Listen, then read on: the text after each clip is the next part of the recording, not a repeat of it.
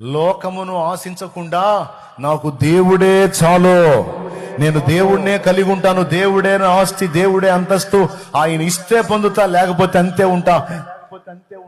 ఒకడు నన్ను బాగు చేసేది ఏందిరా, ఒకడు నన్ను హెచ్చించేది ఏందిరా? నా దేవుడు ఇవ్వాలే, నా దేవుడు ఎత్తాలి నన్ను, అది తిరుగులేంది అని లోకాన్ని విసర్జించి నాకు దేవుడే చాలు అనుకున్నాడు. చూడు, కీలకమైన నిర్ణయాలు. 14 ఆ మాట అంటే 15వ అధ్యాయం 1వ వచనంలో ప్రత్యక్షమై, అబ్రామా నేను నీకు కేడము, నీ బహుమానం అత్యధికమగును. తర్వాత 17లో ప్రత్యక్షమై, నేను సర్వశక్తి గల దేవుణ్ణే, తేడా పడకుండా నిందారహితుడిగా నడువని మళ్ళీ ఒక ఘట్టంలో చెప్పాడు.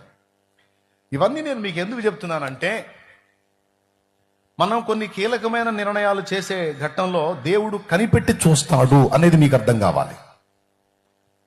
మన లైఫ్లో కొన్ని టర్నింగ్స్ ఉంటాయి. ఆ టర్నింగ్స్లో మనం ఎలాంటి నిర్ణయాలు చేస్తున్నామో, ఎలాంటి మైండ్ కలిగి ఉన్నామో దేవుడు సైలెంట్గా అబ్జర్వ్ చేస్తాడు.